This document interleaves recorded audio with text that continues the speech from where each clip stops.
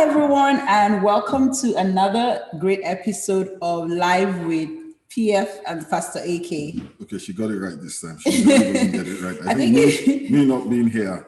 I have missed you. Did something. It was great having, Pastor Dami and Pastor Somi. I'm sorry. I was thinking about Lolade and Pastor Dami crossed his mind. It was great having them co-hosting with me, but it's also good to have you back. Yeah, I'm really grateful to Somi and Lolade who stood in for me. I think it must have been divinely ordained, even though I needed to take a break. I was just a little bit worn out, as it were, and I just needed to do some self-care, right? Yeah, but the timing was great because the topics that they spoke on were really topics that were like right bam in their field of expertise. Yeah, that's why I think that's why I was saying maybe it was a divine conspiracy. Divine conspiracy. I like that. But it's good to be back on the show. It's good to be talking with you guys again. I'm really excited about tonight. We've got a great show tonight. We've got some great couples we're going to be talking about. This is the second part of what we started. So this is actually part 2 of dating with intention. And if for any reason you missed part 1, I want to encourage you, as soon as this show is over, log on to our YouTube channel. Well, you're already on our YouTube channel, and just look for part 1 because that was fantastic. So what we tried to do was we got a group of people young adults who are still currently single, and we basically walked through life with them. And this was what the basis was. All of that great advice that we're throwing out at you from the pulpit, all of those great Christian dating books. We give plenty of advice. Yes, sometimes I just feel bad for single people because the way the church treats that season of life, or the way people treat that season of life, sometimes it just gets a bit tiresome, just a bit. It's just a little bit tiresome. There's always advice. There's always something that we say you're not doing right, or we feel like you should be doing, or something you need to do more. Absolutely. As if marriage is heaven. Is a By the way, marriage is heaven. Just FYI. Okay. A little part of me was just like, say what? But, okay. Anyways, so we just kind of walked with them through some of that stuff, and this was basically what we're asking them. All of these things that we're saying to you, how is that working out for you? Is that useful right now? How is that playing out in your life in this current season? And in current times, I mean, some things have to kind of be adapted, from the way it was in 1920 or the way it was in biblical times. We kind of have to adapt them a little bit now. Back in the Bible days, if you wanted to give an offering, sometimes you brought like a cow or a goat or a turtle dove to the church. As a pastor of a church, I like to encourage you to please very strongly. I like to urge you. Please don't bring a goat. Please. A live goat. Don't bring goats, live goats, chickens, anything that has blood flowing in it. Yeah. Not because we're anti-Bible, but we don't have a permit to have livestock. So please, so that we don't get our certificate of occupancy pulled. But refrain. Yes. So anyway, seriously, or on a serious note, so that was what we tried to do that week. Now this week, part 2, what we're doing is now talking to a couple of newly engaged couples and very spanking brand newly married couples to find out from them. So some freshmen. How much of that stuff works for you? How did you get from point A to point B in your relationships? What worked, what didn't work, and what boundaries were you able to kind of put in to make this work? Now, just to remind us, the challenge I think that young adults have is in this day and age is pretty much how to practically live out, biblical principles at a time where things are a little bit different. Yeah, one of the things that I hear a lot, is that some of the stuff in the Bible, some of the stuff that we speak from the pulpit is not realistic. Doesn't take into account the reality of contemporary times, of the current age. What we preached, some have told me, is for the baby boomers. Not for the millennials. But that is not quite what the Bible says. Yep.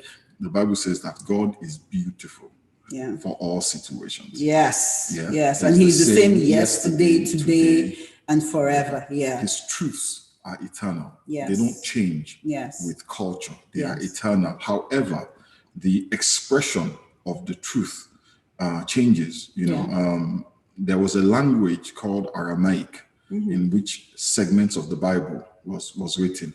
That language these days, nobody really speaks Aramaic.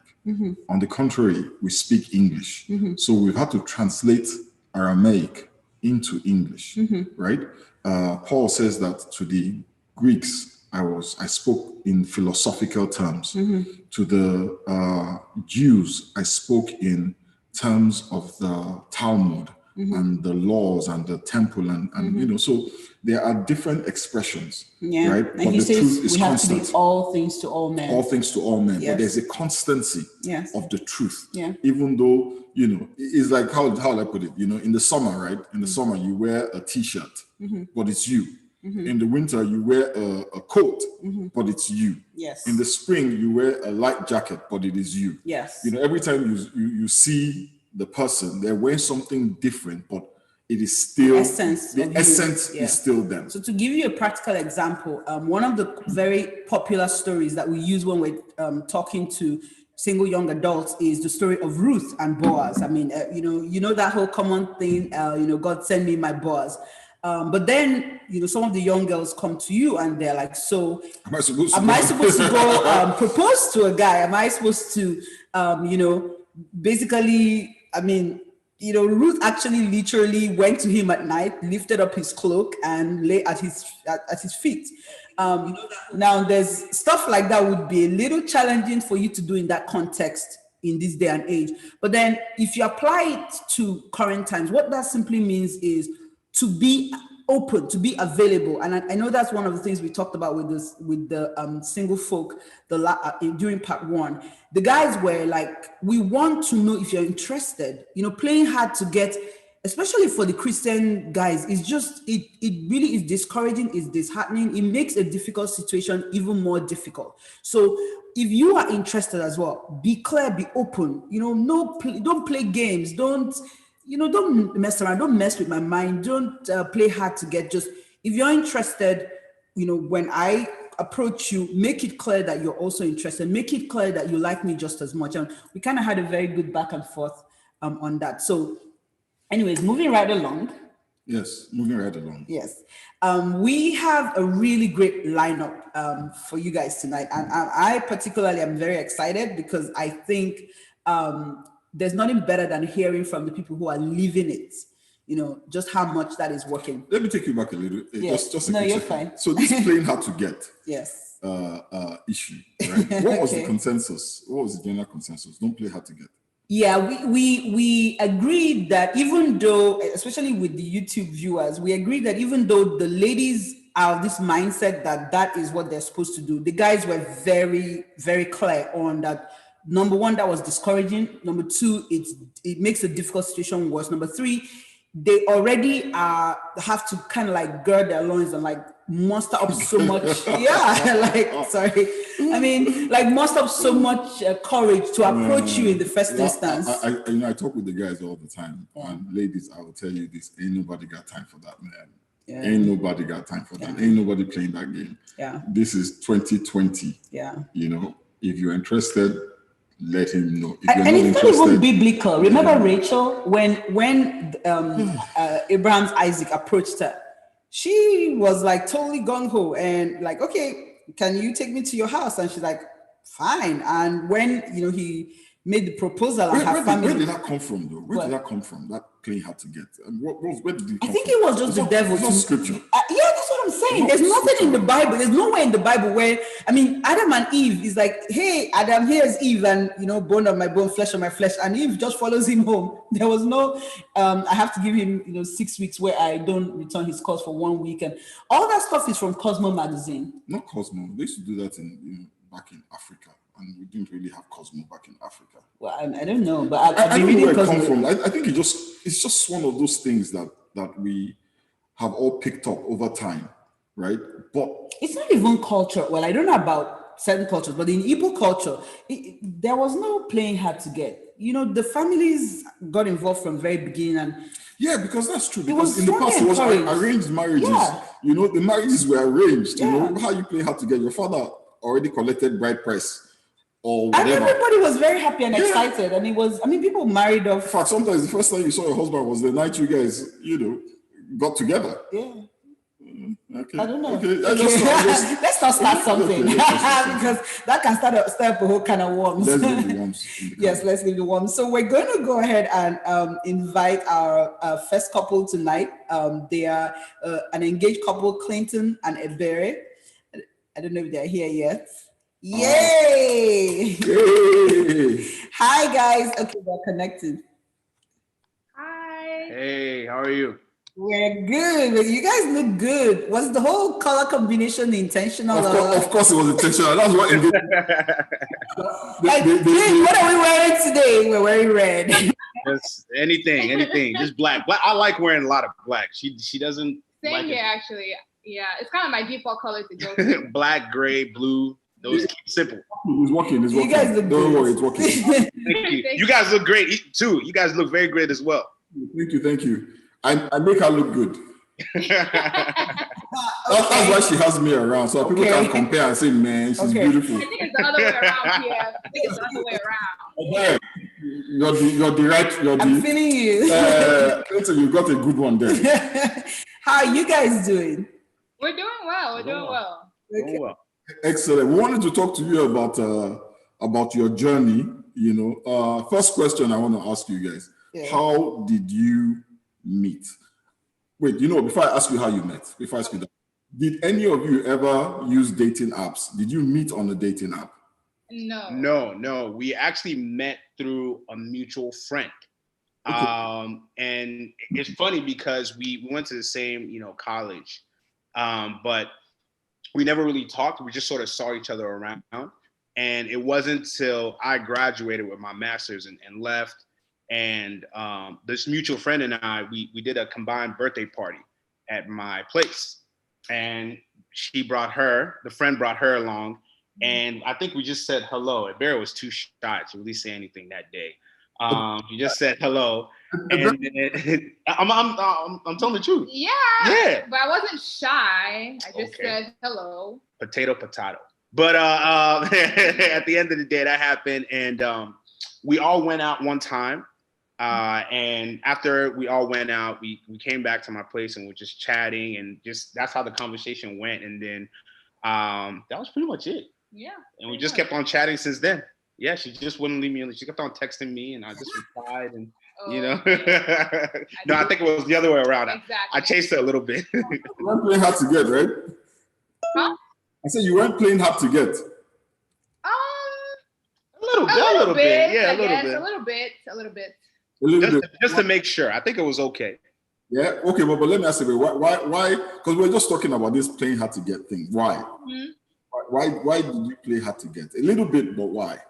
I mean, you can't make it too easy. You have to make, guys work a little bit hard to make sure they know that you're a prize. I see. Okay, it makes sense when you say, so how do you know what's a little bit? And, every guy is different. How do you, because I suspect that this is something where you really have to be led by the Holy Spirit to do, not too much gap and not too little. You know what I'm saying? Yeah. I mean, you don't want to, be too standoffish where they think that you're not interested, but you don't want to be too willing to the point where it looks like you don't have anything else going on, that you're just waiting for the person to respond to you. So a little bit, let them think, maybe she's too busy right now, that's why she hasn't responded to me yet. Or it's not every time somebody wants to see you that you have to be available. Even if you're available once or twice, I'm busy this weekend, sometimes. Oh my God. Okay, I'm just going to reiterate, be led by the Holy Spirit, because there's some guys that don't have the tenacity. Yeah, I thank God for Clinton, man, because he did good. Even PF, as I'm saying it, I don't know if he would, maybe 1 weekend out of 3, but if 2 weekends in a row. Yeah, like 1 out of 3, not like 2 out of 3. That's too much. That's too much. Okay, better. Okay, so you guys never use the dating app ever. What are your thoughts though on dating apps? I think they're fine. I mean, I think that anywhere you're gonna go, you're going to you make of it what you want, right? There are people who get on dating apps for whatever reason. And if you're getting on dating apps for marriage, I'm sure you can meet the person who you want. I know somebody back when I was in college, doing in grad school, the lab that I was actually a part of, one of the lab assistants actually met her husband on one of the dating apps. I can't think of which one right now, but they met on there and it was very serious. And I remember kind of teasing her about it. She's like, oh no, like these are the things that I was looking for in a man, and he had them. So, I feel as though what's the difference between meeting that person there or a coffee shop down the road or, or in church or really anywhere, I think. Or the joint birthday party. Or there you go, at a joint birthday party. So, I mean, I think it's just another way for you to meet and connect with people. And probably it's a lot easier, especially right now during the whole COVID. No one's really going out as much. Maybe you might meet who you're looking for online somewhere. You never know. I guess it's another one of those things where you just have to pray and be led by the Holy Spirit, because I've seen every kind of meeting points, and never the deciding factor of whether it worked or not. It was really what people did after they met that decided whether it kind of worked or not. Of course, I mean, it's 2020, so you have to be careful. Catfishing and all the crazy. You have to be careful.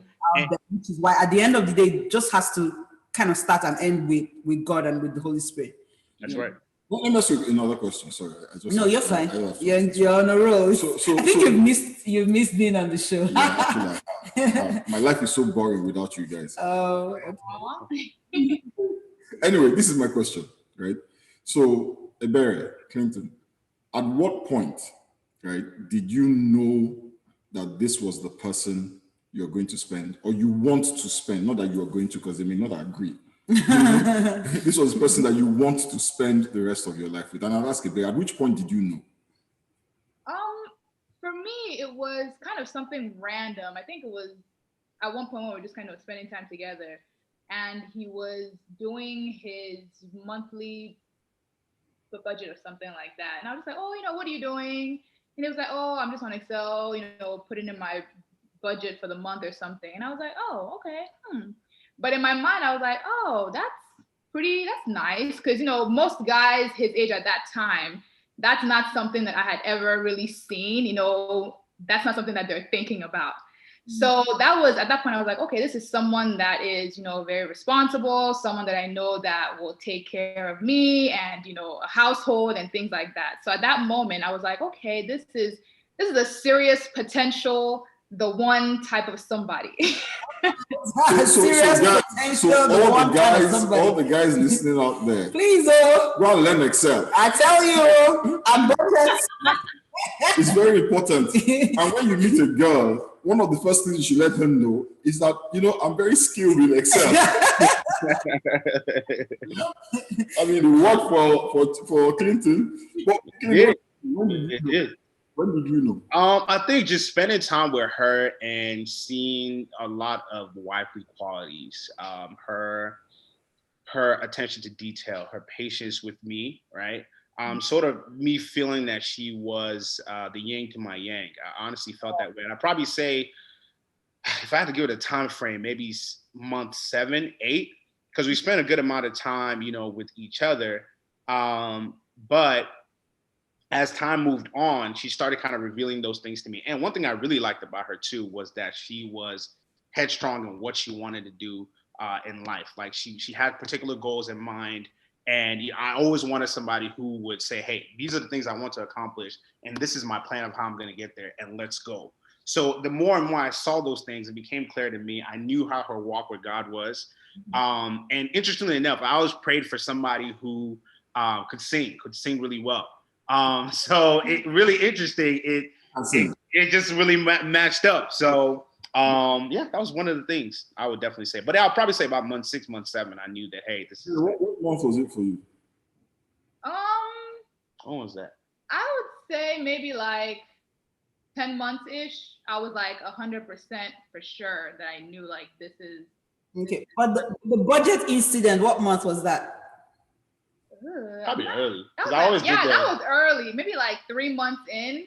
Okay. Yeah. She knows I'm all about budgeting. I already planned 3-4 weeks. I said 3 months ahead of time. True. Even before we met, like I was already saving for my wedding. I didn't have a wife yet, but I already knew that, okay, I'm gonna put this much towards, my wedding. This is how much I want to put on the ring. So it was more about just being prepared. That was the big thing for me. And when God said, hey, this is the one, I won't have to start scrambling, looking around for stuff. I was, putting myself in that position. So I think those qualities she liked. Okay, let me ask you guys another question, because you just said something and I want to just, stay on that for a second. You said you wanted to be ready when God said, right? So let me ask you this. At which point in your interaction with a bird, right, did God say, right? Was it at the beginning? Was it in the middle? Was it that you saw a dream and you saw her glasses in the dream? At what point did God say? Yeah, the interesting thing about it is we kind of have similar backgrounds. And like we both came in when we were 9, our parents had troubling pregnancies with us and all that. And we're always kind of around each other. Funny enough, we actually went to the same church back when we were kids. Yeah, so it's crazy. Our parents actually knew of each other before we met. When I told them like, oh, that lady, oh yeah, I know her kids. So in any case, with Ebere, things felt really organic with her as far as how we started connecting and chatting. Like it just felt like I was talking to somebody that I knew for a long time. And then I started hearing kind of, like I said, by month 6, month 7, I'm like, man, this looks like somebody who's going to be the person for me. Now, when it comes to God's voice saying, hey, I approve of this, I always, all through my life, I didn't want to just make a decision, especially about marriage, based on my own thinking. Oh, I love her so much, let me just get married. It was always like, okay, God, like say something, like do something to make me feel at peace with this. And I would say PF is actually one of our conversations that we had. When we were talking one day and I brought to you what I brought to you about different things and how I was feeling about it, Barry. And I left that conversation. I remember walking out of that conversation. I don't think I ever told you. I'm like, that's my wife. That's exactly what I told myself after leaving that conversation. And I felt so at peace with it, and when I felt at peace with it, I was like, okay, let me go find a ring. Like, let me just start doing other stuff. So I can't exactly remember when that was. I have to really think. But at that point, once I was in, I was all the way in. I didn't think about, let me think. I went and told my parents, like, this is my plan, all of that, and everything started falling into place. So that conversation. I love So, that. question to you: at which point did you hear from God? Was it before, after, during? How did you get your peace or get a voice? So for me, I hear from God through dreams. That's just kind of how it's always been all my life. So I can't say like, oh, I just heard a voice. Oh, this is your husband, one day or anything. But for me, I've always prayed to God that, whenever, it's my time to marry, these are the qualities that I'm looking for. And whenever, that person comes, just let me know. So I would say a few months before I even met Chidi, I, would have dreams about this is a line of work that your future husband is going to be in. So I was like, okay, cool. I just, took it as it is, kept on living my life. And then when I met Chidi, I was like, okay, that's weird. Okay, check one.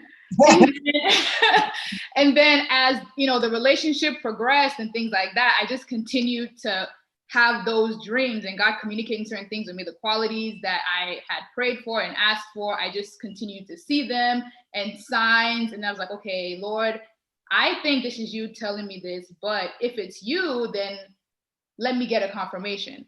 And, I asked my mom to also, pray about it. Cause I'm like, if I think God is telling me something, he's not an author of confusion. So if my mom prays about it and she comes to the same conclusion, then this must be, God's way of saying that this is correct.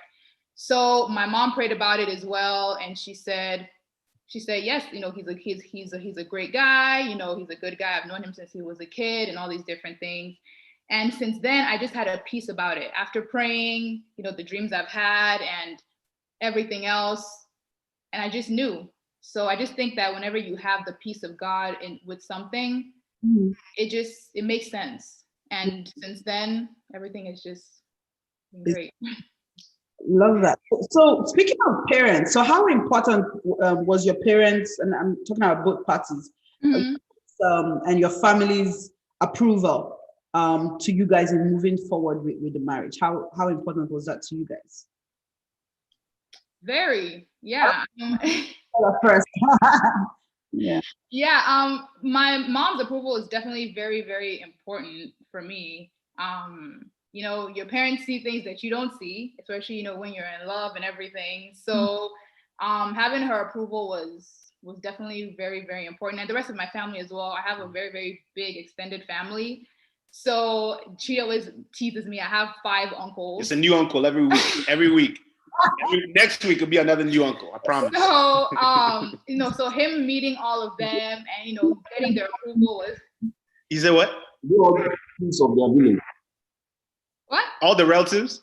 Are they all the prince of their village? Oh, yeah, exactly.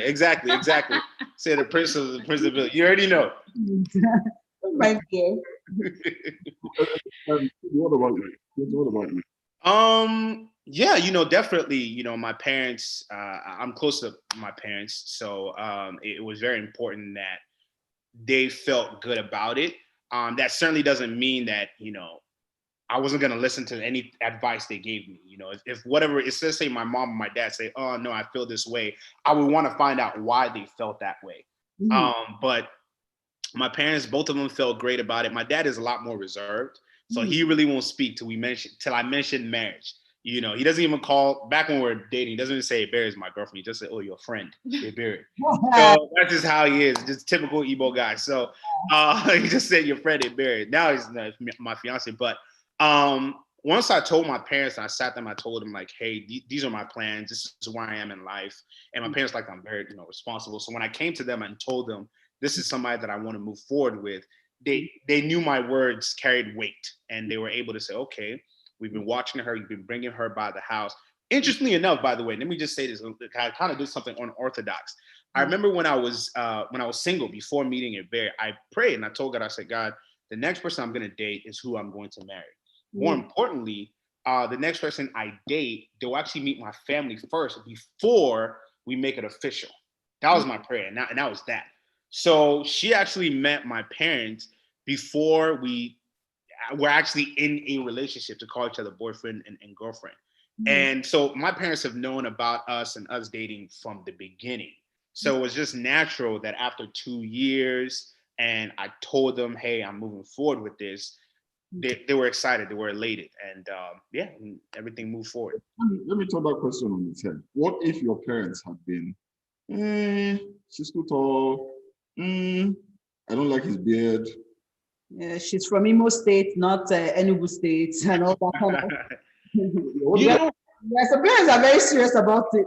They are, and I'll tell you this. I remember my mom back when we were growing up.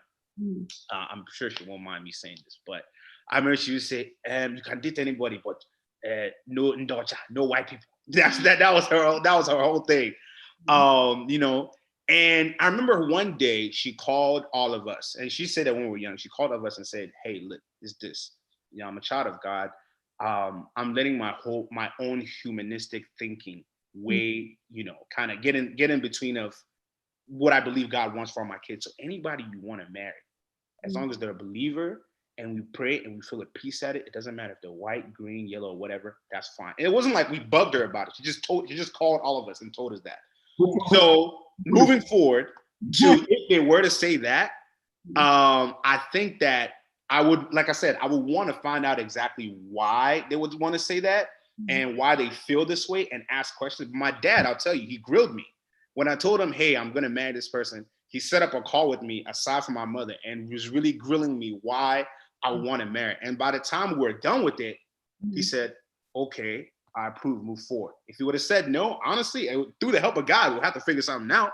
I can't sit here and tell you that, oh, I'll just move forward with the marriage. I think people who say that they're kidding themselves. I think once your parents say no to something, it's tough, right? But if they have a good, reliable, reason, God-found reason or worry, pray about it, ask more questions, dig in. That's how I would approach it. Yeah. What about you? Yeah, I agree with that. I think there has to be a reason why your parents say no. Now, if you have parents that are just naturally difficult, and the reason is just, oh, maybe she emo state she stuff or he and is just from a different town, then you could just take that with a grain of salt. But if it's fundamental reasons that, maybe it's deep-rooted reasons and they have a genuine good reason as to why they don't approve, then I think if it was me, I would genuinely put a pause on it and really think and pray to God and ask, okay, why do my parents not feel this way? And is there something that I'm missing before I decide if I'm going to marry this person or not? I want to ask you one last question. Thank you so much. You guys have just been, so fantastic on this. One last question, right?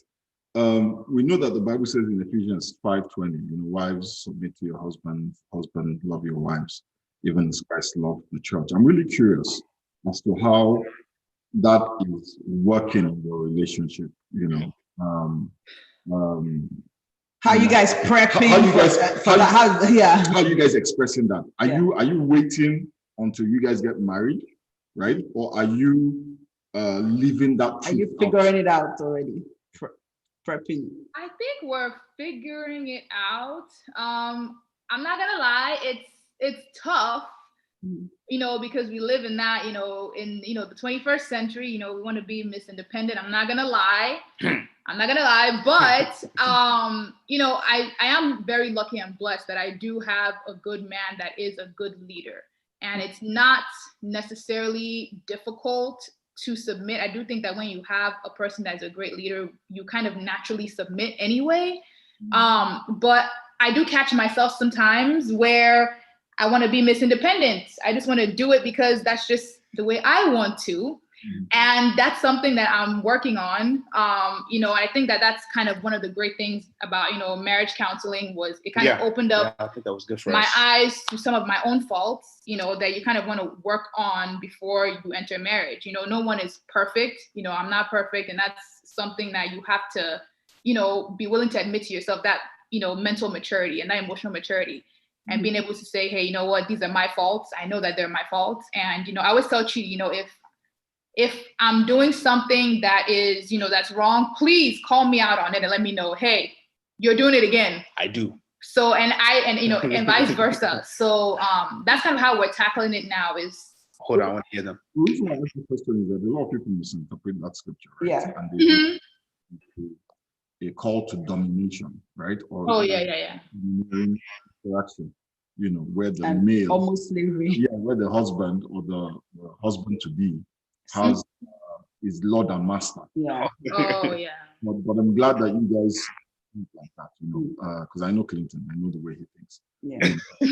If I may, I just want to add one quick thing. I think one of the things that's really helped us is I loop a Barry into decisions and thought processes. I don't just make things. Pushing your partner. Yes. I don't just make decisions unilaterally, just for the heck of it. I'm almost like, hey, like even my job, like, hey, babe, I'm going for this job interview. What do you think about it? Or I'm moving here. Like, what do you think about this place? Things like that. And I think it makes things easier when you're aware of what's going on, of what's taking place. That way she's not less than. She's my partner. We stand, shoulder to shoulder as we go through life together. So that's something we always tell each other that, hey, yes, it's true that once you get married, you become one. But the entire time you're dating, you just shouldn't stand there and expect marriage day, you just become one. The entire time you're dating, you're coming together like this. Yeah. You get married, you become one. That has always been our approach. So we've gotten close over the years, and Love it. helped me. Just one last thought as we kind of round off this thought is really that the onus on the man to love his wife as Christ loved the church and gave his life for her is actually a lot more challenging. Really think about it that way. And I love what you said about being a good leader. So you actually set the tone. The buck really lies with the guy, So if you meet if you see a marriage where the woman is not submitting to the husband, so to speak. Mhm. You have to question the extent to which the husband is loving the wife, even as Christ loved the church. I would say so. Yeah. Yeah, because it's they're not mutually exclusive. There are two things that are going on at the same time. Yes. And if both going on at the same time, we will get to a point like Ephesians 5:20 that says that let me quickly read it. It says, submit to one another. Yeah. Right? Out of reverence for Christ. Yeah. So, and that actually comes first before he starts off breaking it down to Yes. husband and wife. Right. Yeah. Naturally just skip that part. yeah. I don't get it. But Well, anyway, thank you guys so much. It's been so good having you. I'm so glad to see you guys. You look, Thank you. Thank you. yeah, you guys look just You look. too, guys. Quentin Abere looks better than you. Just, I agree. I'm blessed. it was a bit loud, so I need to just calm you down small. That's so wrong with you. I'm just Thank messing you with all. You guys Thank take it you. easy. Bye. Stay blessed. We wish you all the best. Okay. Thank Bye. you. Thank you. Bye. Bye. So we're going to go ahead and have the second set of panelists. So these are two couples who are newly married. And we want to hear from them. So again, how you got up to this point, and then what's, getting together and trying to play out all of this stuff that you had when you were dating. How's that working out now that you're together, now they're actually married? So we have two couples, Jolaya and Ayo, and Temilade and Ogo. Hi guys. The camera is okay. Yeah, I think they're connecting. Your Temilade and Ogo, your screen is kind of sideways. Oh, okay, hold on. Fantastic. Yeah. Hey, how y'all doing? Hi, we're Doing good. good. How are you? I think we're the only couple tonight that are not color coordinating. Everyone else is like that. Coordinated. I thought she would know. Nah, I got dressed first, so whose fault is it? Anyways, I very don't nice have anything in to red. have you guys. You all look really great. Thank you. And thank you for taking the time to be with us tonight. So married life, let me start from there. How's married life? Oh, wow. We're both married, so coming back. Sorry, we've known each other for years, so Okay, so how is it going for you guys, Jolaya and Ayo, being married? Actually being married now. Honestly, I feel like that's, how do you answer that question? I mean, there are great days, there are regular days. It's just, we live in our life. He's my best friend. I love doing life with him, everything with him, and we just take it day by day, to be honest. That is how to answer that question. Love the answer. What about you guys, Temilade and Ogo? So is this, am I pronouncing the Ogo right? it's actually Ogo, like Ogolua. Oh, so I really apologize. And it occurred to me that maybe not. So I'm Igbo. And I knew it. Don't worry, I get that a lot, so I'm not surprised. I can see it, So we have Ogochukwu, which is, so the OGO would be Ogo, not Ogo. I know, right? But I apologize. Okay. Ogo, how has marriage been for you guys? It's been awesome, thank God. By this time next month, we'll actually be celebrating a year. And what I can say, it's been great. Like a lot of learning experiences, had to change a lot of things, but overall, I wouldn't say I miss my bachelor days, because this is, it's been awesome so far. You better not. Would reach into the screen and be like upside your head. So how did you guys meet? Tell me, how did you guys meet? Oh, okay. So we met in a young adults fellowship in New York City. So I was from New Jersey, he was from Connecticut. And so he traveled down, I traveled up. And basically just through music, that's the thing that connected us. And we went from just being part of the music team to just talking all the time, and just learning that we had so many things in common. And after some point, it was like, hey, like I really like you. And we prayed, of course, about it, and here we are. Who said I like you first? I love you first. It took her a while. Like she was just like, she just sounded confused. Like she wasn't saying anything. So it was like this girl, what's up with you? But after a while, she kind of warmed up. Well, when you said I love you, did you just say thank you? I did say thank you.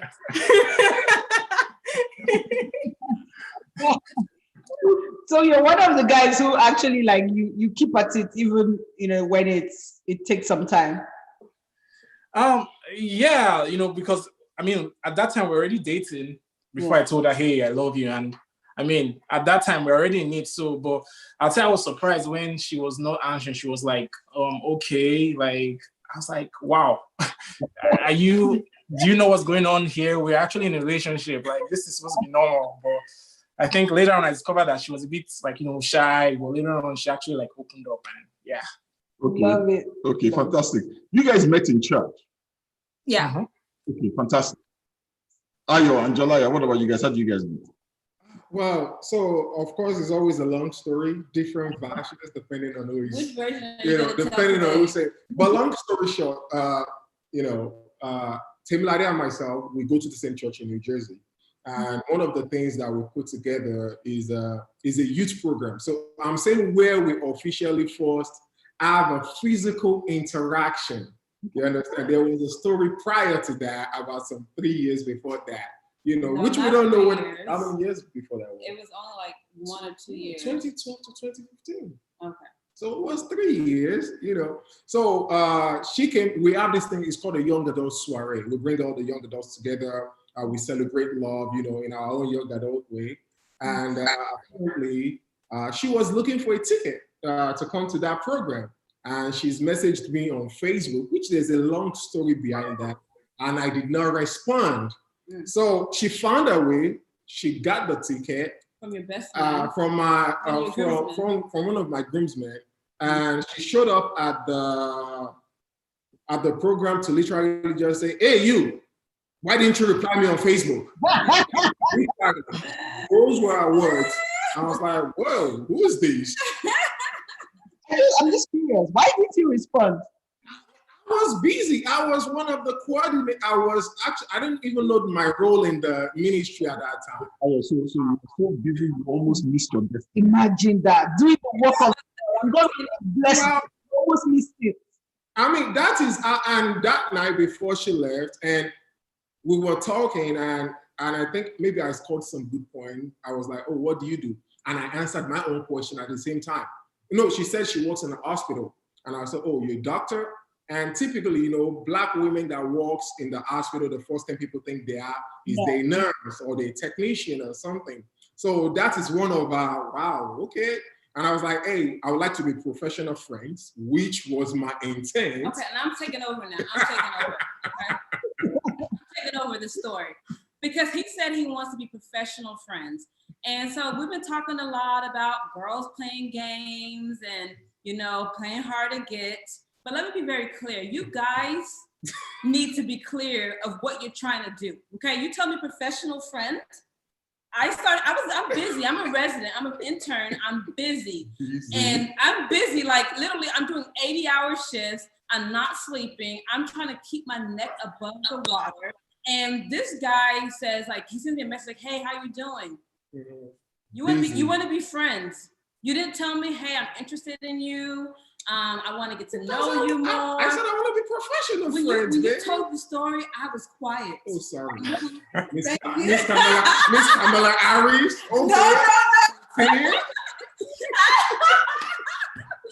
But what I'm trying to say is that, so I was busy. And so he thought I was doing shakara. I was playing around with his emotions. I wasn't, being straightforward. But he never said, hey, I want to take you out. I'm interested in getting to know you more. And so really months passed away. We stopped talking. And he told his best friend, like, that girl, cutting her off. She's not interested. And not to lie, if you told me, hey, I'm interested in you, I would have thought about you differently. But you said, I want to be professional friends. Sorry, let me tell you, what is a professional friend? So Good question. one second, I'm actually, so it was I just needed to meet someone professionally because it was a young adult event. I wasn't looking for a girlfriend. I'll be very honest. I've gone to LinkedIn. Well, honestly, I was not looking for a girlfriend. I wasn't looking for a relationship. I was just trying to network. God really helped you. God really helped you. Looking for relationship. You were cutting her out because she was not interested. Interested in what? In being professional friends? No, she acted like she didn't have the time of the day. You don't have time. When he finally said he wanted to go out and hang out, right? Yeah. I made time out of my crazy busy schedule where we went out very late. I literally was post-call. I was dead tired. We hung out. I slept inside the place that we were hanging out. I then slept again inside the car before I drove home. I'm like, I'm a resident. So dating while being very busy, that was a whole nother topic and a whole nother stress. But we finally connected eventually and got really intimate and closer. Hallelujah. Yes. I'm in New York and I'm gonna be in residency for the next few years. And so I need to bring all my stuff from Texas to New York. And if you guys know me, I just do it on my own. I don't ask for help. And my friends were like, you're crazy. You're trying to move your whole entire apartment to New York by yourself. And so it was last minute and I didn't have anybody to kind of help me. And so one Sunday morning, he saw my picture on Instagram, Facebook, and he was like, hey, what's up? Long time. And I said, I'm trying to get to Texas real quick. And so I need some, I'm looking for help. And literally he said, oh, I can help you. And so we literally flew together to Texas. I talked the entire time. You were time. Yeah, out of a 4-hour flight, she spoke for 3.5 hours. I spoke for 30 minutes. Anyway, and then we drove back together from Texas to New York, and that was a 27 hours. And so, we really got to know each other. I mean, we had all of life's conversations. We played games. We sang praise and worship. We listened to different audio gospel music. So that's how we kind of met. So I'm telling people that your love story may not just be like boy meets girl, girl meets boy, and then boom, it's just beautiful. You have to get to know the person, give it time to grow, and just. You say he wants to be a professional friend. Exactly. So real quick though, this is for all the guys out there. In as much as we're telling the women about the whole not playing hard to get, guys, we also are asking you on behalf of the women, can you please be clear about your intentions? Because sometimes we're not playing hard to get, we're just not clear on your intentions. Telling me you look nice is not telling me you want to go anywhere. But honestly speaking, and not to write the story, at that point, dating was not on my mind. I'm being very honest. Like it was just, okay, I want to know you professionally, like not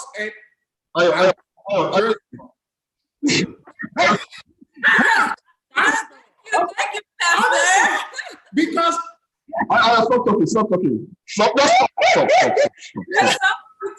That was March and December. In September, he expected for me, things changed, and he was interested. And things changed. And I was never aware of the change in his thought process. This is for all the guys. So I'm just saying to the guys out there, when things change, please also update us that things have changed. You are no longer interested in just professional friendship. It's not different from Facebook friendship. So it's different because and this is so unique. Even when we took the trip to Texas, you could ask her.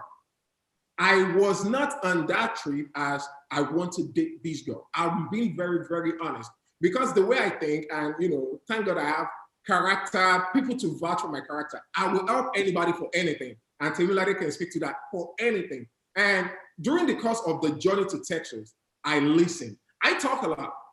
I talk a lot, and I met somebody who speaks more than I do, and I listened to everything she had to say. Yeah. And funny enough, I was looking for that message, and I wrote on, and I know probably you're going to ask us this. And on our drive back from Texas, while listening to her, and I wrote on my phone that day, this is the girl I'm going to marry. What? I did not know. So guys, let me just say to the guys, helping a woman move. You'll always score points. So we got 2 points now: budgets and moving. Let me ask Ogo that question. At what point did you know that Temi Lade was the one? I think in so many ways I can relate to what Ayo is trying to say right now, because and not just for because me also personally, you know, like I know Temi Lade said the part, like she said a very conservative version of how we met. You know, I have a totally different version, but we'll leave that for another day. Well, yeah, for me initially when I met her, like she already said, I was trying to like, you know, get into the band, right? Because I play drums and she sings. So at that time she was leader of the whole like the music team.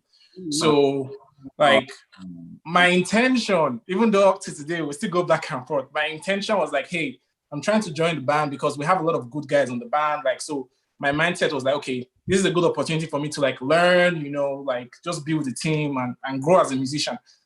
And along the while, you know, when we started talking, I'm like, okay, oh, what church you go to? Oh, wow, I go to the same church in a different states. Oh, like, what do you like? And we're just having so many similarities. And before you know it, like, we were talking almost every day, like, and every night, right?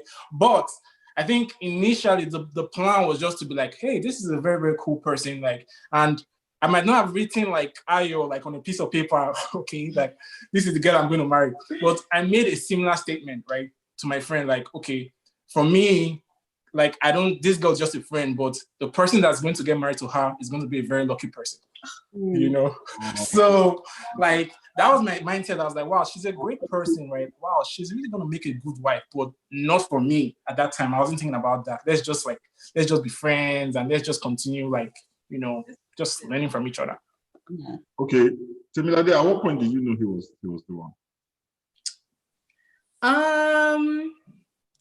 So for me, I don't know. God understands my relationship with him and how I need many convictions to know these things. And just through several, you know, 3-day fast here, 1 week fast here, let's take time off and, you know, pray instead of talking every day during a week. And literally keeping like stacks of like journals of all the things I felt like God was telling me at the time. Eventually it was just like, I have all of this conviction. I have all of this proof, all of these things that God has been telling me. And like, we're literally like the same exact person. So like, this is the yes I've been waiting for, but I needed to hear it several times to know, okay, I'm stepping into the right thing. That's you guys, and both of your stories are really amazing. But I want to ask you guys a question. Before you got married, did you take the premarital counseling? Were you a part of a premarital counseling program? Both of you? Yeah. And how important was that? Now that you're married, how important was that for you guys? We'll let Ayo and Jolaya go first. You didn't ask me how I knew if Ayo was the one. I apologize. How did you know? That down, we're like, Okay, sorry. Jolaya, how did One thing that made me feel like he was the one, well, and I knew, he made it very clear. I think when we came back from that trip, he said, listen, I'm not here to waste your time. And if Pastor, if you remember, actually, I sat down with you and I had a discussion with you about just guys. I was just tired of dating guys that were wasting my time. Yeah. And I felt like I was just too busy for all this just nonsense. And so Pastor actually told me I needed to narrow my list, because I was kind of like, oh, he needs to be a Christian and he needs to, you know, be smart, something like very broad. And so I started narrowing it down. I was like, you know, I want him to be Christian, to be active in church, to tithe, you know, to be dressed well, can dance, all this stuff. And literally, he just was to check. And And he just told me, I'm not here to waste your time. He said, you know what? I want to get to know you. I want to see where this goes. And I just felt like a lot of the guys I was dating, and that's why I tell a lot of people, all this dating, feeling somebody, unless you're ready, just stay single, please. I beg of you guys, don't waste any woman's time. Just be single, mind your business. When you are ready now to, even considering that you want to marry someone, even as a thought, that's when you now start dating a woman. And so he was very serious. He didn't know, he wasn't like, you have to be my wife now, but he was kind of like, I'm ready. I'm not here to play any games. And that to me was a really great sign, like, okay, this is worth my time. And we dated for 4 years before we got married. 1 year engaged, and it worked out. Fantastic. What I'm hearing from all of the couples tonight, there's a thread that runs through all of it. And one of those things is just being intentional about all of this stuff. They just, and we say things like not playing games and stuff like that, but it's just being intentional, being a serious Christian when it comes to, dating. And dating is just a term, getting to know you, whatever you want to call it.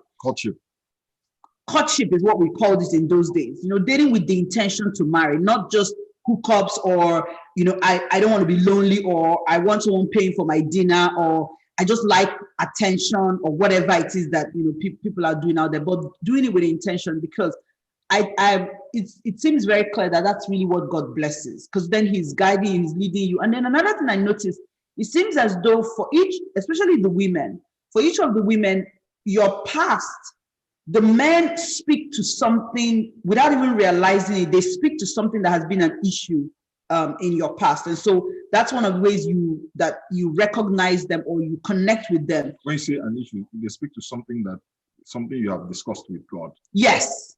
So it's kind of like Jola is already like tired of all the people who are beating around the bush and wasting time and playing games. So when you start off with saying, I'm not here to waste your time, it's like, wait. You know what I mean? And those things are things that you are led by the Spirit to do when you're intentional about it. Because you could have thought that and not said that to her. But you said that to her, and that arrested her attention. Just snatched her attention. And if I may say, though, just to add real quick, because when we came back from Texas, and I've been listening, from the back end, listening to the last episode and everything, and we're talking about these playing games. And I'm going to try to speak the language of the streets in the most professional way possible. Yeah, your wife is working. Make it hard for a guy to get you. I've seen guys put a girl on a program. Okay, it's going to take me 2 years to get her. I'm going to take that 2 years. I'm going to get her. I'm going to sleep with her, and then I'm going to move on. So because you are playing hard to get does not mean that, or that, like, there are guys who are really about that business. I've seen it. You understand? I've seen, like, they are really about that business. So you're playing hard to get. It doesn't protect you as you think that it's really going to protect you. That is one. And the second thing, and I think Pastor kind of said it earlier during the earlier segments about you don't necessarily have, of course, we're not saying get on your knees to propose to a guy, but if you're interested in a guy, you understand? Because despite that, our conversation coming back, when she got to New York, and if I'm wrong, tell me I'm wrong. I think she said something about liking you. Wait, I like you. And that's one thing about me. Wait, sorry. Let me ask Temilade a question. Temilade, did you let Ogo know that you liked him? Ogo? Did I let him know that I liked him before he told me? Yeah. After did you let him know that you like whether him? by signs or body language or a card or a word, did you give him? Did you encourage him? Yes. I don't necessarily think so. He has a story about this one hug I gave him or something.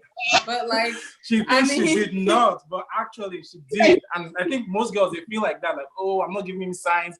Meanwhile, as a guy, you already, like, you can already read the little signals here and there. Like, okay. That's the same hug everyone gets. Nope. Like text messages, like, okay, like, come on. What were the signs he gave me? No. What sign he gave? I want you to tell us what sign. Timmy gave him. Timmy gave. Oh, okay. So a couple of signs, right? Well, I mean, for me personally, let me say this first of all. Like, I know I'm diverting a little bit, but just in addition to what Ayo is saying, I think as a guy, the fear of most guys, and for me too, that was the same thing. Like, at the moment you tell a girl you like her, the dynamics of the relationship changes. Like from platonic, like she doesn't see you differently. Like, in fact, like if you're not careful, it can lead to some awkward moments where like, okay, you don't know how to act because she's expecting that, okay, since you like me, you should be doing so, and like, and that can be a little bit awkward. So back to the question, like, how did I know that she liked me? Well, just from like interactions. I mean, like some of the interactions like started getting to be like deeper. Like she's asking questions, like she might have forgotten. She was asking me like after a week, do you have a car? I'm like, oh, like really? Why are you asking me do you have a car? Well, for me, that's like the way she asked it. I was like, okay, this might be a little signal, but okay, as a guy, not trying to jump into conclusion, but it got to a time when she was asking me, okay, who's your crush? And I was like, okay, wow, like, why do you want to know my crush? And for me, my response, even though it still pieces out till today, I was like, oh, let's still keep this a mystery. And she was like, no. But I mean, I could already read the signs on the wall, basically. Okay, so you're okay. That's good. I like that both of you, in one way or the other, let the person know that you. So Timmy, basically by showing interest by returning text messages, and phone calls. Yeah, returning text messages and phone calls, which is not characteristic to you, but okay, you can interpret it that way. Oh. About premarital counseling. And there's a reason why I'm asking that question. Did you guys take any premarital counseling, and what impact has it had on your marriage? And at what point in the process did you take it, and what impact has it had? Can I be honest? I'm not trying to sound like religious, but I know it sounds crazy, but I have been tuning into marital discussions, like any discussion, whether it be young adult conferences, whether it be in church, whether it be listening. Just, I feel like the preparation is not only just that, 3 months that we did with church. I feel like I've been constantly feeding myself with, preparing my mind, about how there can't be two leaders in a home, how we have to be unified, how we have to communicate, how we have to be willing to work with each other. And so these are things that I've been hearing, I've been feeding myself, preparing my mind for. And so when we got to premarital counseling, there was, of course, new information, and there's, of course, even higher level of thinking, especially with us coming together. But don't think that your 3 months or your 6 months of premarital counseling is enough. That's what I personally think. I think that it's a way to cement everything, but you really have to just, be preparing yourself. And that's why, for me, I felt like the 5, 6, 7 years before we got married, I was preparing myself. I said, you know what? I don't know when my husband's gonna come, but I want to be as ready as I can be. I want to do my part. I don't want it to be that I'm discovering things about myself for the first time that I can't explain who I am and why I do things and what's important to me. And so I just think it's really important that, premarital counseling, there's like a premarital counseling and there's premarital counseling. Make sure you take both. That's all I have to say. You actually are airing on the not just premarital counseling, but before. And I want to add that even PF and I that have been married almost 23 years, we still are learning stuff. We still read. Are we married 23? Yeah, in a couple of months. In January 1st, we would have been married 23 years. Yeah, you're clapping for yourself. I'm patting myself on the back. You see what I'm dealing with? I've done well. I see, Pastor. Okay, let's ask Timmy and Ugo the same question. What is your experience with premarital counseling? Because we tell everybody you must take premarital counseling. Yeah, so we took 2 premarital counseling kind of classes. The first one was a virtual / like in-person one with the pastor in charge of the ministry we met in. And it was kind of just like a natural next step after we let him know that we were in a relationship. And we're really, really grateful for that particular counseling because we feel like that was something that really still sticks with us today. And instilled a whole lot of knowledge in us that is useful in our marriage and as we, you know, communicate with other people who are in the same shoes as we are. In addition to that, of course, we did the marital counseling at our church, which was a little different than most people because it's like a class with other couples or other singles. And having that mix of structures, I think, was useful because we had that one-on-one where we got into a whole lot of topics kind of different from the church basic marriage counseling. And then we also had the experience with a class. So it was like we had assignments, there were other people in the class we can, you know, speak to. We heard other people's perspectives. We had like the cooking practical. We had like a cooking class and everything like that. So I think we pretty much scratched all the surfaces beforehand. And I think another thing that was very important in terms of preparing us for marriage is just that the values that we wanted to have in our home, we were cultivating that in our relationships with other people. So it's like, I expect my husband to be kind to me. So he has been practicing kindness with his friends, with his family. So those kinds of things, I think, as a combination really helped us prepare. That is very lovely, very profound. Deep. You know, the reason why I asked that question is because a lot of people, I see a lot of young people who think that love is enough. Love is enough. That's all. Right? And we wait until we fall in love, and we feel that love is like fuel that will propel our marriage to success.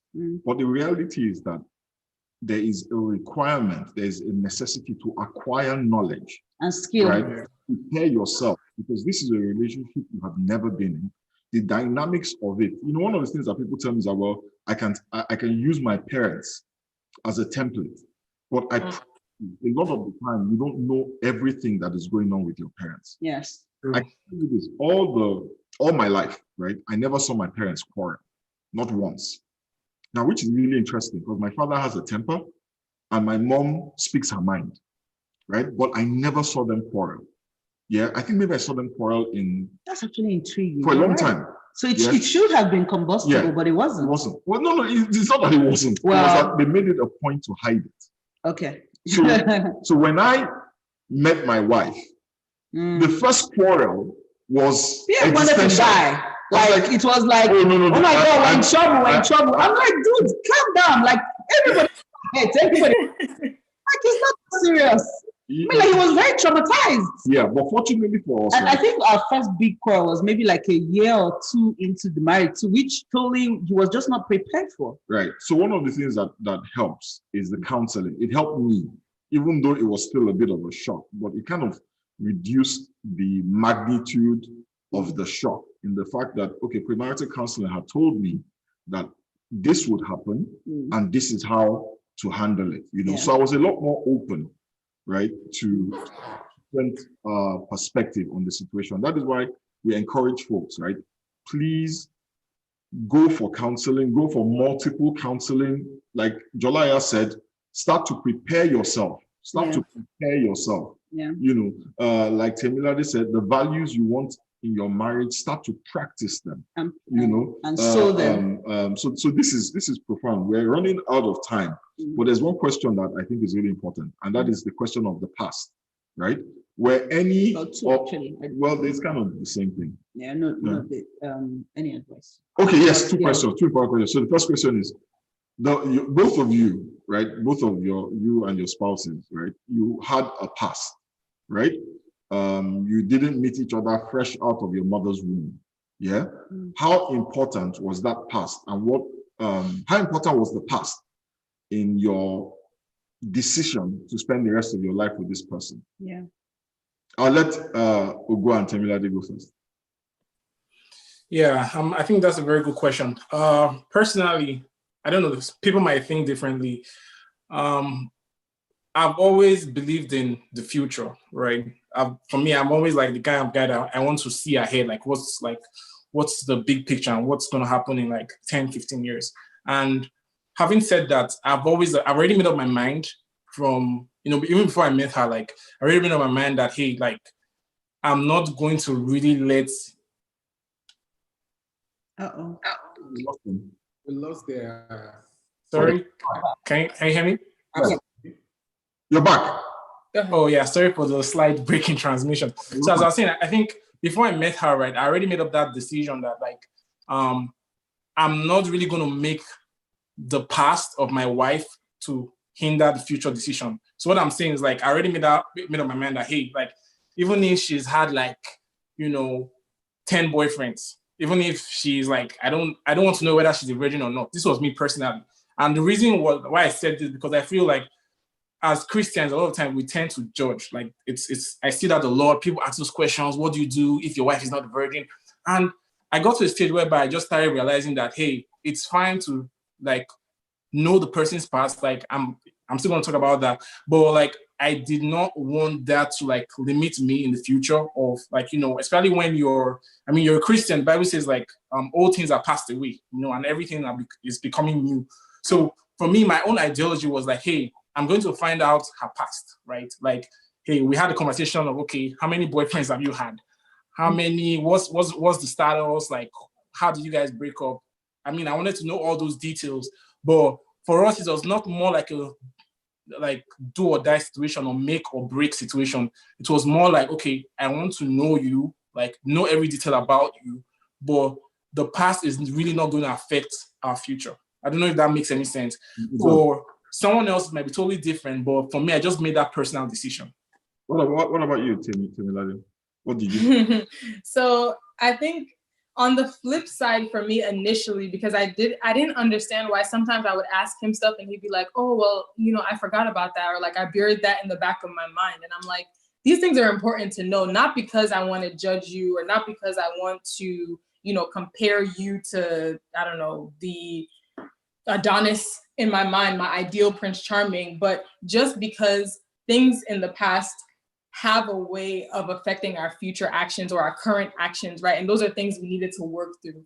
And that was one of the major points we learned during our one-on-one counseling, just understanding the past and understanding those effects and working through them to be a better husband or wife, right? So for me, initially, I was asking a lot of questions because I wanted to know, but he was like, oh yeah, I forgot. And, until he explained to me like the fact that he'd already made the decision that my past or his past won't affect our future, I was confused. But we kind of found that middle ground in that we talk about the past, we understand the effect that the past has had on us, but it doesn't necessarily determine where our tomorrow will be. Brilliant. Jola and I, what about you guys? Nah, you go first on this one. Well, so when you asked the question and you said the word relationship right now, I want to take it in a different direction, if I'm allowed to. There's this popular Yoruba proverb that says, when you marry a woman, you don't just marry her, you marry her whole family with it. You understand? And that is the relationship that stood out to me the most. And in the course of listening to Jolaya, and the very first time that we traveled and just listening to her, that very first day, I realized that she's done everything in her power with the help of God to not reflect her story, to not reflect where she came from. You understand? Because at the end of the day, a guy might decide to be like, you know what, I don't care about your past. But then at the same time, is the person showing that they are no longer their past. You understand? And when I mean just anything where you came from. And when she showed that, inside of my mind, as I was listening to her, I already made my mind like, I don't care about the sins of your father, the sins of your forefathers. I don't care about all that because I've seen the priority that you've made God in your life. You understand? And this might not be as sweet as, all these love poems and things like that. And I told her, and I remember clearly, I was like, I don't care. And I told her, like, why do I like you? Why am I interested in it? I said, I like the God in your story. I'm much more interested in God in your story. And people, some people might take it as spiritual as possible because I made a decision to myself when this relationship started. I told God, I've made a lot of mistakes in my life. I need to get this one right. You understand? So when looking at her, past, I was much more interested in, she made sure that she was not a statistics. You understand? She made sure that losing her mom doesn't affect her becoming who she wanted to become. And I look at, and you know, and she always said it, if not for God, if not for God. And when I saw that, and in all honesty, and yes, we did discuss about, okay, past relationship and things like that, which some of them we could have done a better job, because no matter how lofty we want this thing to be, some of these things we come back with is rare, and you have to deal with it. But that very early on, like Shogo said, I made that decision. And the way she's lived her life made the decision making even to be much more easier for me to make. Fantastic. What about you, Jolaya?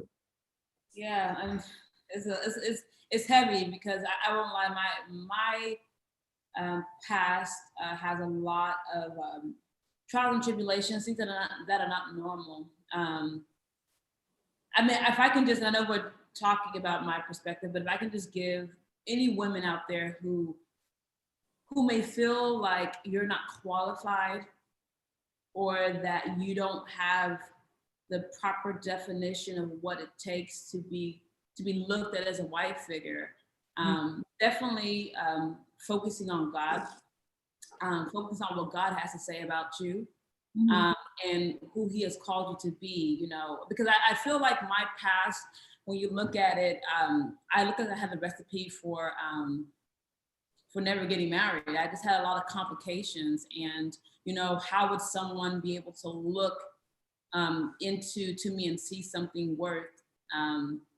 being with? And so that's kind of one reason why, you know, we made this hashtag, you know, our future is bright. You know, I always look towards the future. I always look for positivity, for hope.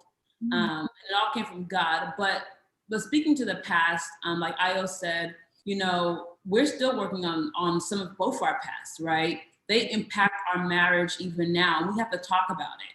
And that's all about going and being intentional, like we've been talking over and over again. You have to attack some of these things, some of the mindsets you have from your past that make you who you are, that make you think who you are, that might make you have guards and shields, or make you react in a certain way or have a certain tone. And so we've dissected. I mean, I would say I'll be honest, fought way more while we're dating. I mean, way more. You would almost say, are they gonna get married, if you knew us in the backseat, right? But what we have right now, I mean, it's so special. We just work through those kinks. It wasn't like, for me, I grew up in a broken home. I didn't have a father. I only had my mother. And it was critical that there was not going to be a divorce, that we were going to have a foundational marriage. And so that meant that we had to go in the trenches and just pull out some ugly, dirty, nasty, just things about our past. We went there. I mean, it was not a pretty place to be, I'll be quite honest. But to me, for me personally, I didn't want anybody judging by my past. And I always say I can't do the same. And so whatever past Ayo had, it was more so like, what are we gonna do with it? What is your plan moving forward? What are we doing with this past? Are we gonna say, this is who I am, I'm just gonna be like this, you know, you better take me as I am, or we're trying to grow with each other?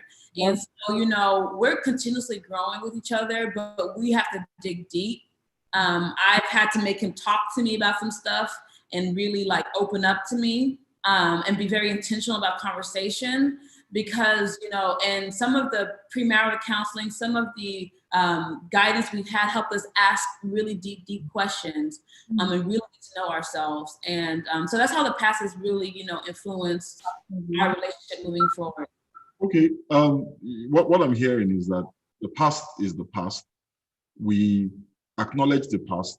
We watch out for the things that have come from the past that will influence the future, but we don't let it determine the future, right? Absolutely.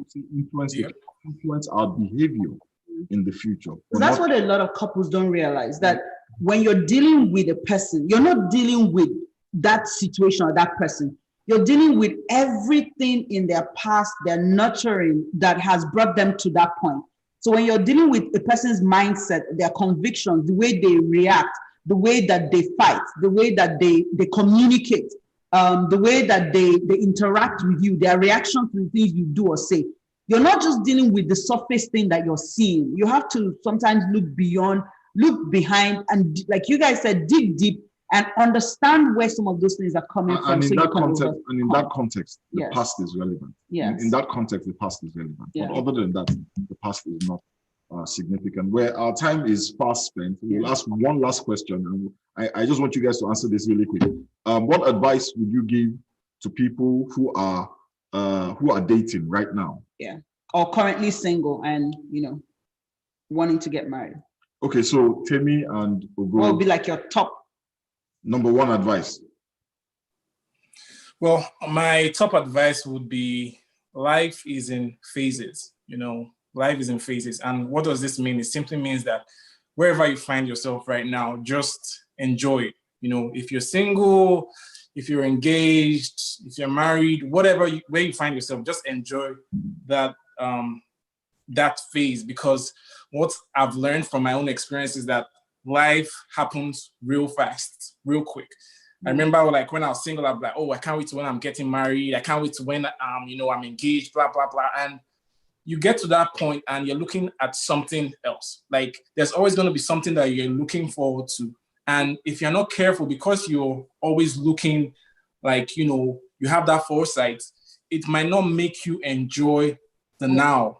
And trust me, there's a lot of blessings of the present moment right now. Like, you know, in terms of even being single, there are things that like right now I really cannot do because I have to think about, oh, like, you know, wow, Timnali, what's she going to think about it? Or maybe if I'm trying to like... So we'll just stop you there because I feel like you're about to blow yourself up. But we get the point you're making. great advice?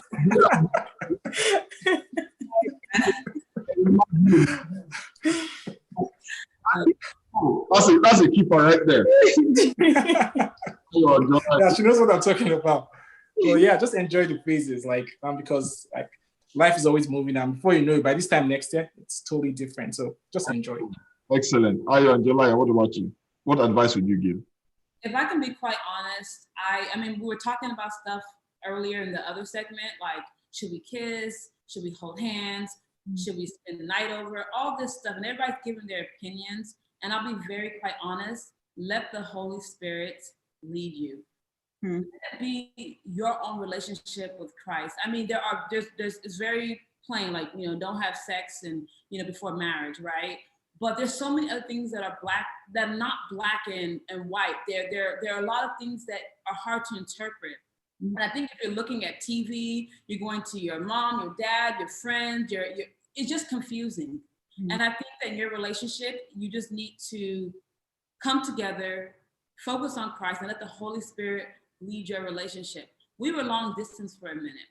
And that shaped certain things about our relationship that might have not been typical in other relationships. And had we been saying that we have to do it this way, I'm not sure we would be here. You know, it's not one cookie cutter way. It's not, this is the book and you follow these rules and then you'll get married and you'll be so happy. Yeah, but you going to God, you knowing that God says he'll never leave you nor forsake you. You know that his word is true in your life and you focus on that. And I feel like a lot of women, you know, they look at different standards, you know, men are looking at everybody's looking at stuff, telling them what to think and what to do, and they get confused. And they're not able to have an authentic and vulnerable and beautiful relationship because they've already convoluted with so much other stuff. Oh, he has to be this, he has to do this. So I just say, make it simple, focus on the God you serve, let the Holy Spirit into your relationship, let that be the foundation of your relationship, and don't lose focus. Fantastic. Thank you all so much. You guys have thank you. We're wrapping up. I was just going to add two things if it's possible. I'm sorry. If you're still single, and I always tell this in my youth ministry back in Jersey, position yourself. It goes a long way. Always position yourself. Your position would determine if you're trying to get water from a house when it's raining, you could put it at the corner of that house or you could put it in the middle. The water you get is different. You can't be going to a club and say that's where your husband is. Position yourself. The second thing, and for those who are like dating, love will come and go, but commitment will stay forever. You know, like me, I'm old school. Like I might not be the best, get flour, get all these and die, the ones that will say the things that will sweep you up your feet. But I will take commitment from anybody over the words that they are saying. So thank you, Bob. Thank you guys so much. This has been very informative. We really appreciate Temilade and Ogoluwa. Thank you for joining us. We appreciate you taking the time out of your schedule. You guys are awesome.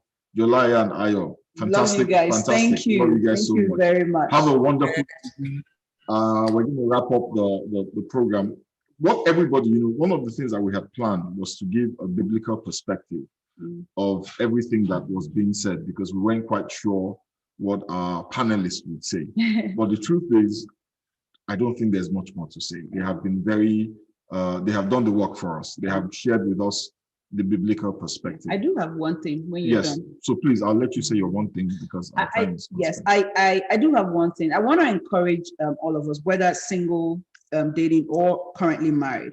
One thing that I have discovered with the 25, 30 years that I've been very passionate about anything to do with marriage. Long before I was married, I was reading every book, attending every conference, chatting with couples and just figuring things out. One common thread that I've seen that has run through that is destructive is self-centeredness and selfishness. Whether you are single and positioning yourself, I love that phrase that I used, to be in a place to get married. If you are only coming at it from a self-centered perspective, you're looking for what you want. You're not thinking about how you're going to be a blessing or how you're going to or contribute into the person's life. You just want, this is what I need. It's all about me. You're going to get into trouble. You are going to get into trouble. And in fact, you will be delaying the process, because God is not wicked. I don't see why he would position, me to get involved with somebody who is only going to use me and be self-centered and selfish about it. Same thing when you are dating and when you are married. Those are the things that are very destructive. I know we've talked a lot about the positives, but I just want to encourage you. Let it be a lot about the other person, putting the other person first. And with that as your perspective, I promise you, whether single, dating, or married, you would enjoy the phase that you're in, because God would bless it. Thank you all so much for joining us. Quick announcement. I like that quick, and then you turn to me. Well, just want to remind you, on Saturday, our growth track classes continue, so please sign up. Or if you're signed up, don't forget to join your class on Saturday morning. And as always, on Sunday, please join our podcast and join us on YouTube for our service. We are going live at 10:30 on Sunday morning, and we'll be continuing the series on prayer. And starting Monday, as a community, as a church, we'll be fasting and praying up to just before the elections. We'll be praying for this country. We'll be praying for the leadership of this country. We'll be praying for our families, and we pray for ourselves. And praying for for peace and just a miraculous transition. Thank you all so much for joining us. Have tonight. a lovely, lovely Have a night. fantastic See you all next week. Bye. Bye.